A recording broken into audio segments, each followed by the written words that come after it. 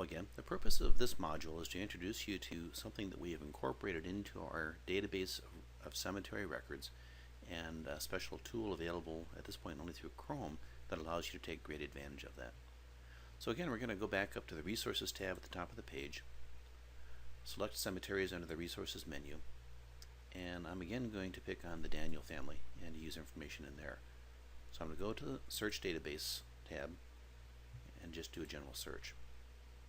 Now, again, as I pointed out in the previous video, I've got this little, and if you can't tell what that is, I have it on good authority that that's supposed to be a very small family tree. And that is a feature of Chrome because I have, at least my version of Chrome, because I've installed an extension called People Inspector that is a piece of software that just instructs Chrome to look for a certain type of a markup in pages that it visits. And in this case, the People Inspector extension in Chrome has found it on this page and alerted me to the fact to let me know that that information in that format is available. So let's drill down a bit. Let's go look at Mary Alice Values record by clicking on the View button. And again, People Inspector is telling me that I've got something special going on here. So let's click on this link and see what something special really is. Now what Chrome has done for us is it has recognized the fact that I have tagged several fields in this database with specific information. In particular, I've identified information about a name, a birth date, and a death date, and it has extracted that information and pulled it into this window for me, and it has made available several options. First of all, I can just copy that information into a noteboard, or a note clip. So now the Windows note clip has that information. If I go and paste it into something, it will pull that information for me. That's cool, but that's not really interesting. What's really neat are these other links here. By clicking on them, I can tell the system to go and do searches for me using this information. So I'm just going to launch them all, and we'll come back and look at them. So I've just launched a Familysearch query, one to WeRelate. This one is MyHeritage. This one is Geni. And this launches several Google queries. So now let's go take a look at each of those and see what has happened here. So again, bear in mind that we're talking about Mary Alice Value, born in 1916 and 1941. So let's go look at Familysearch and see what it's done for us. Now what it has done is it has pre-populated the Familysearch fields with the name and the birth dates and searched for records for us already. And so you can see that we found a record in here for Texas deaths, and based on taking a look at the name and the dates, it looks like it's exact hit. And by goodness, here's some information about the father and the mother.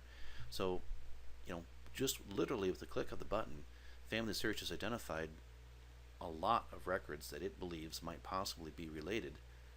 In fact, you can see there's several pages more down here, just simply based on the fact that I went to my page and clicked one button.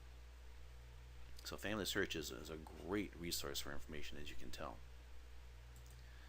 Similar things going on over in WeRelate. WeRelate is a large wiki that is a publicly funded, or not publicly funded, but kind of a public online database where people can build family trees collaboratively.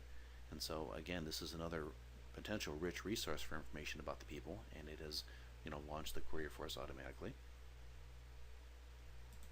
Same thing over in MyHeritage. It is again found some information that it believes is related to this.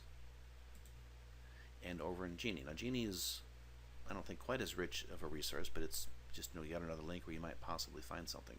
Now Google does some really interesting stuff. They actually launch 4 windows. So one is a genealogy tagged web search. So it's just kind of a general search based on this name, and this is Google's speak for saying that we're looking for genealogy related information. And so you can see we found some hits there. It also launches a genealogy image search. And so these images, at least Google believes, are related to, or potentially related to, this name. It does another search for books. In this case, we didn't match any exact books, but you never know. And then finally, we just did a search on general news that might be related to the name. The cool thing is, those queries are all done for free. We've done the hard part by tagging the information in our database. All you need to do to take advantage of it is use Chrome and load the People Inspector extension. So let's just spend a few seconds looking about how to do that. First of all, Chrome is available for free. It's a browser, much like Internet Explorer and Safari and others. It is created by Google, and several of their engineers have attended Roots Tech sessions, felt that Google was kind of missing the mark in the genealogy market, and this is the idea they came up with, was this People Inspector add-on that allows Chrome to do this. To find it and load it in Chrome, you go up into the upper right-hand corner and click on the tab that lets you customize and control Google Chrome. Go down to Tools and look at Extensions. Now, I already have the People Inspector extension loaded, but you can load it yourself by going down here, clicking on the Get More Extensions link, and in the search window there, type in People, spell it correctly, Inspector, and hit Return, and there it is.